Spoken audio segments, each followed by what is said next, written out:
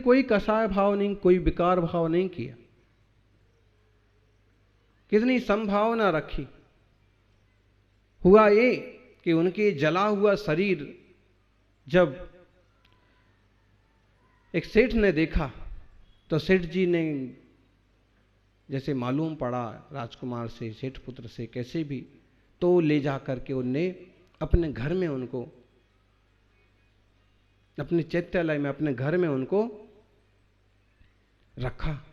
इन मुनिराज को स्वस्थ करेंगे। फिर लाक्षादि तेल हैं,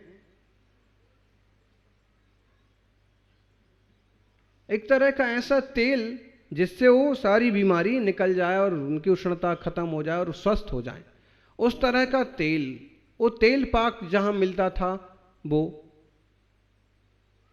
वहां लेने गए हैं। हाँ, फिर इसमें से एक कथा है, तुकारी की कथा। एक घड़ा उसने कहा कि घड़ा लेके जाओ और इसका मालिश करोगे तो वो महाराज जी स्वस्थ हो जाएंगे।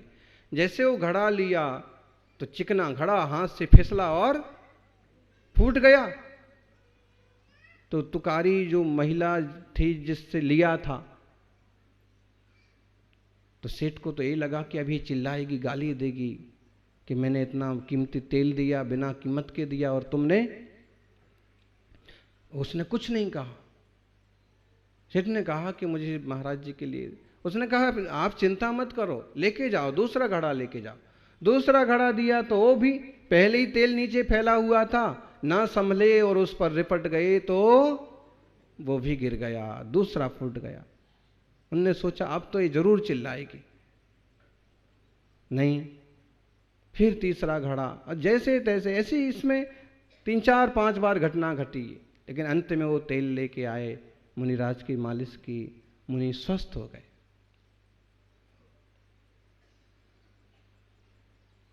शरणिक पुराण, शरणिक चरित्र पढ़ना कभी, इसमें भी एक कथा है। फिर हुआ ये कि जहां मुनिराज विश्राम करते थे, मुनिराज के लिए वैयावृत्ति कक्ष था, उसी में सेठ जी का कुछ महत्वपूर्ण धन गड़ा हुआ था। और जैसे सेठ पुत्र को मालूम पड़ गया कि इसमें कुछ धन गड़ा हुआ है,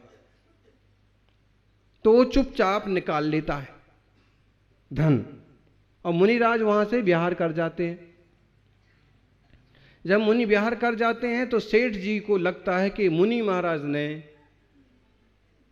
बहुत विचित्र है संसार, कहाँ इतनी भक्ति की और कहाँ ऐसे विचार। तो मुनि महाराज ने वो धन जो है किसी ढंग से निकलवा दिया है, निकाल लिया है। तो वो सीधा तो नहीं बोलता कि आपने धन लिया है, लेकिन कथा बना बना के बोलता कि किसी ने उपकार किया हो और फिर उसका ऐसा नुकसान करो। तो फिर मुनिराज भी बना बना के कथा सुनाते हैं कि कथा के माध्यम से कि मैंने ऐसा कुछ नहीं किया। अंत में राजपुत्र, सेठ पुत्र वो सुन करके कहता है कि पिताजी क्यों मुनिराज को दोष लगाते हो, हैं? आप अपना ये छोड़ते नहीं हो ना गृहस्थी का जंजाल, मेरे को सौंपते नहीं हो, इसलिए मैंने वो सब चुराया है। सेठ की भी आंखें खुल गई कि हाँ अभी बेटा बड़ा हो गया तो इसको। तो ये मुनिराज की कथा उनने सिर्फ इतना ही सुनाया कि मेरी काय गुप्ती नहीं रही, इसलिए मैं आपके घर नहीं आया। फिर चलो ये 3 जने तो ठीक है, चौथे मुनि क्यों चले गए, उनसे पूछा। उनने कहा कि भाई मेरे को तीनों गुप्ती है, और मेरे को मालूम था कि सम्राट शरणिक ने मुनि की परीक्षा लेने के लिए आहार कक्ष के नीचे ही हड्डियां दबा रखी है, हड्डी के टुकड़े पड़े हुए हैं, और जहां हड्डी हो, गंदगी हो, वहां मुनि का आहार होता नहीं, इसलिए मैं वापिस। कितना परिपक्व ज्ञान और कितनी दूरदर्शिता और कितना साम्य भाव, तब भी डांटना फटकारना कुछ नहीं।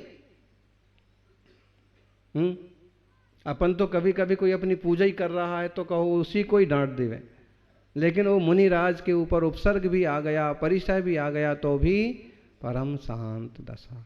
क्यों? आत्मा का स्वभाव तो परम शांतता ही है। ज्ञानी, क्रोध बुरी चीज है।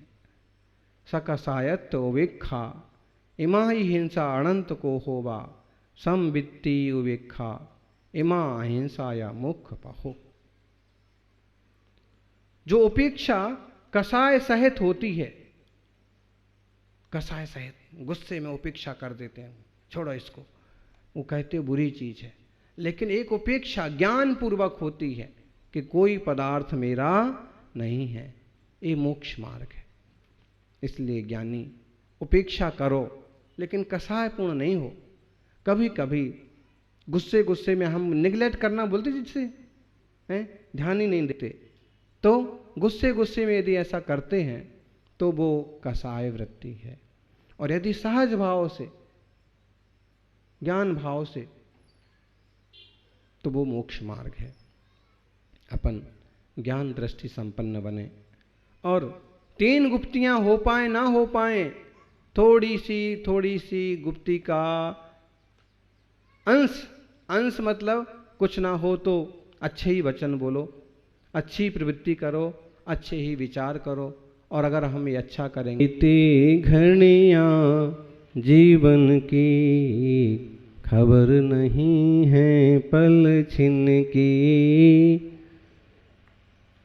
बीती घड़ियां जीवन की खबर नहीं है पल छिन की, जो भी देखा ललचाया मन बस में नहीं कर पाया, इच्छा बड़ी है विषयन की। जो भी देखता है वो ललचा जाता है और अपने मन को बस में नहीं कर पाता। ऐसी तृष्णा बहुत गजब की है विषयों की, और जीवन की एक एक घड़ियां बीतती चली जाती हैं। जन्म दिवस यूं निकलते चले जाते हैं और उसका कुछ भी उपलब्धि नहीं होती। सही सार्थक जीवन तो उन महापुरुषों ने किया जिन्होंने जीवन की एक एक घड़ी का सदुपयोग किया। महावीर भगवान कहते हैं, संयम बिनुमा एक घड़ी मुक्को, संयम के बिना एक घड़ी भी मत जाने दो। और फिर बाद में कबीर कहते हैं, एक घड़ी आधी घड़ी, आधी में भी आध।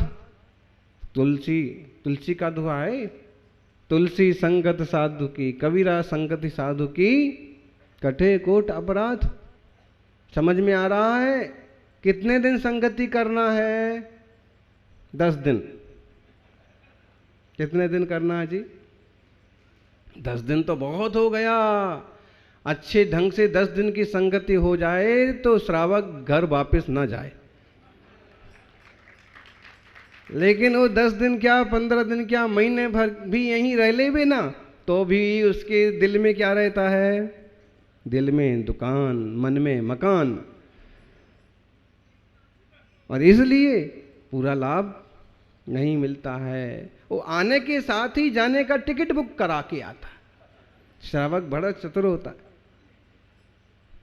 गुरुदेव के जमाने में कुछ ऐसे श्रावक थे, आज भी हैं, कि वो कहते थे कि आएंगे हम अपनी मर्जी से, लेकिन जाएंगे आपकी मर्जी से। क्या? आएंगे हम भले अपनी मर्जी से, जैसे समय निकला तो हम आ जाएंगे आपकी सेवा में, भक्ति में, संयम साधना के लिए, गुरुओं की सेवा के लिए, लेकिन जाते वक्त जाएंगे आपकी मर्जी से। अब भैया आप चतुर श्रावक क्या करते हैं कि आएंगे भी अपनी मर्जी से, और कैसे काम चलेगा ज्ञानी? अगर हमारी मर्जी से चलने लग जाओ, गुरु की मर्जी से चलने लग जाओ, तो संसार की कोई शक्ति नहीं है कि आपको दुख में पटक सके, कष्टों में डाल सके।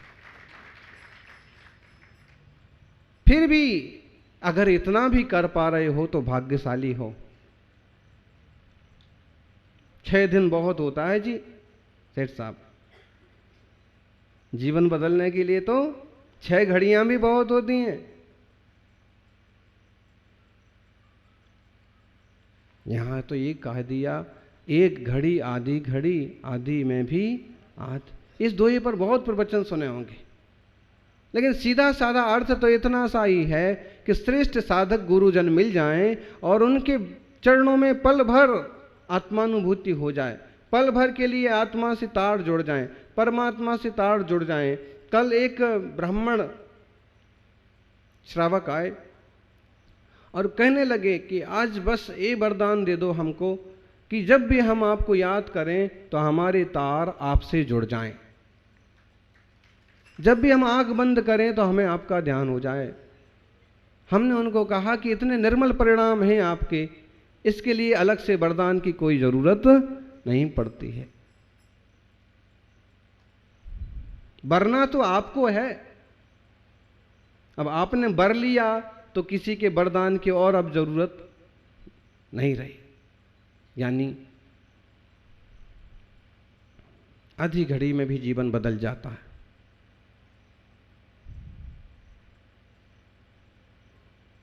जीवन बदलता ही है। यहां बैठे हैं, जैसे अभी भाटिया जी का उदाहरण ले लो। अगर ये जीव यहां ना बैठा होता अभी तो कहीं बियर बार में बैठा होता। बराबर। बहुत सारे जीव ऐसे हैं, भाग्यवान हैं कि उनका कहीं जोशी जी, उनका कहीं ना कहीं ऐसा तार जुड़ जाता है कि सारी जिंदगी बदल जाती है, जीवन बदल जाता है। लोगों को आश्चर्य होता है, एक ऐसे बदल गया है, कैसे हो सकता है। लेकिन ज्ञानी श्रेष्ठ साधक का आभा मंडल जो होता है, ऊर्जा मंडल जो होता है, उसमें सब कुछ बदल जाता है। वो प्रसंग आपने सुना होगा, आचार्य श्री शांति सागर जी महाराज के जीवन के महत्वपूर्ण प्रसंगों में से है पायसागर मुनिराज का प्रसंग। चूंकि जन्म भले जैन परिवार में हुआ था, लेकिन शौक उनके बहुत तरह के थे। शराब का भी शौक था, खेल कूद का भी शौक था, नाटक मंडली का भी शौक था, और कितने तरह के नाटक मंडली भी चलाते थे। जरूरत पड़ी तो गुंडागर्दी भी सब करते थे। उनके ही मुख का है प्रसंग। ये समझ लो कि लगभग 70 साल पुरानी घटना होगी। ऐसा हुआ कि ऐनापुर में, कर्नाटक का एक छोटा कस्बा, वहां पर महाराज जी विराजे थे और उनका प्रवचन हो रहा था। उनका प्रवचन हो रहा था, तभी वो व्यक्ति, नाटकबाज बोलो, गुंडा बोलो या जो भी बोलो, प्रवचन सभा पर आ गया। लोग कुछ देख करके घबराए कि पता नहीं अब यहां क्या ऊधम करेगा, और कुछ जो पावरफुल लोग थे उनने दुत्कार करके उसको भगाने की कोशिश की, लेकिन वो नहीं भगा, अंदर घुस गया, मंडप में बैठ गया। फिर कुछ लोगों ने ऐतराज किया कि तुम्हारे यहां क्या काम है, तो उसने कुछ नहीं कहा। आचार्य महाराज को समझ में आया तो उन्होंने इशारा किया, शांति से बैठे हैं, बैठने दो। बैठा, प्रवचन सुना। प्रवचन पूरा होते ही वो मंच पर पहुंच गया और महाराज जी मुझे दीक्षा दे दो। लोग हक्के बक्के रह गए सब, ये कैसा आदमी है, ये दीक्षा पालेगा, जानते हैं हम इसके रोम रोम को जानते हैं, पता नहीं नियम लेके कहीं बदनाम करेगा, फजीती करेगा। लोगों ने कहा कि तुम नीचे चलो। महाराज जी ने कहा भाई शांति से बात कर रहा है तो बोलने दो ना। उसने शांति से अपनी बात रखी शांति सागर जी के सामने, मुझे भी आप जैसा बना लो। उन्होंने कहा कि लोग तो कोई तैयार नहीं है, एक व्यक्ति भी उसके पक्ष में बोलने को तैयार नहीं है। उन्होंने कहा कि आप मेरे जैसे पापी जीव को भी पार करो, मैं सब व्यसनों का त्याग करता हूँ, मुझे कुछ ना कुछ व्रत जरूर दो, मुझे आप जैसा बनाओ। कहते हैं महाराज जी ने उसी समय उसको ब्रह्मचारी का रूप धारण करवा दिया, ब्रह्मचारी बना दिया।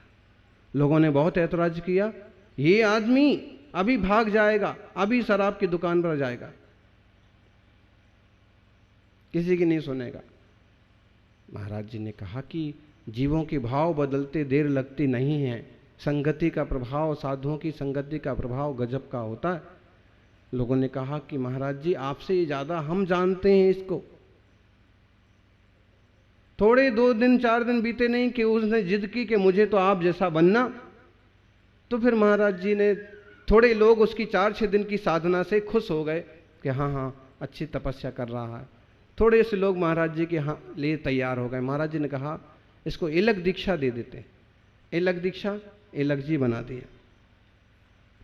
इलक जी बन गए। फिर और जिद की कि नहीं मुझे तो कठिन तपस्या करना है, और तो उनको मुनि दीक्षा दे दी। लोगों ने खूब विरोध किया लेकिन हो गई मुनि दीक्षा, तो हो गई। मेरे को लगता है कि श्रावक जितना सोचते हैं गुरु उससे बहुत आगे तक का सोच लेते हैं, देख लेते हैं। उनके जीवन का प्रसंग है कि उनकी कठिन तपस्या देख करके, और वो नाटक मंडली तो चलाते ही थे, तो उनका प्रवचन भी ऐसा बोले जोरदार होता था, डायलॉग ऐसे निकलते थे कि जनता खुश। और उनके प्रवचन का ऐसा प्रभाव पड़ता कि जो बोलते तो लोग त्याग भी करने लगे, व्रती भी बनने लगे। तप के मामले में, वेद विज्ञान के मामले में उन्होंने एक उदाहरण दिया कि बोलो जैसे चूल्हा होता है, चूल्हे पर रोटी, माँ रोटी बनाती है और उसको बेल करके चूल्हे पर तवे पर डालती है, और एक बार देर से पलटती है, एक बार जल्दी पलटती है, और उससे क्या होता है, आग पर जाने से रोटी फूल जाती है। आग पर तपने से रोटी फूल जाती है और रोटी के 2 फलके अलग अलग निकल जाते हैं। ऐसे ही तपस्या करने से जीव और पुद्गल अलग अलग हो जाते। इस टाइप के उनके प्रवचन होते थे, लोगों को उनके प्रवचन जचते थे, और उनकी तपस्या भी गजब की तपस्या निकली। तो एक पंडित जी थे, सुमेर चंद जी, उनने एक बार दर्शन किए, खूब प्रशंसा की कि आप जैसे तपस्वी, आप जैसे ज्ञानी बहुत दर्शन दुर्लभ हैं। तब सुनते सुनते अंत में उन्होंने एक ही लाइन बोली कि पंडित जी, उनका नाम जो है गुरु जी ने रखा था पाय सागर, पाय सागर। उन्होंने कहा पंडित जी मैं तो जन्मजात पाप सागर था, वो तो गुरु कृपा हो गई कि मैं पाय सागर बन गया। जीवन ऐसे बदलता है। ज्ञानियों ध्यान दो, संसार का कोई पद, कोई प्रतिष्ठा, कोई वस्तु जीव के साथ नहीं जाती, और ऐसे ही कितना विकारी जीव हो उसको निर्विकारी होने में भी देर नहीं लगती, और कभी कोई तो निर्विकारी भी विकारी बनने में भी देर नहीं लगती।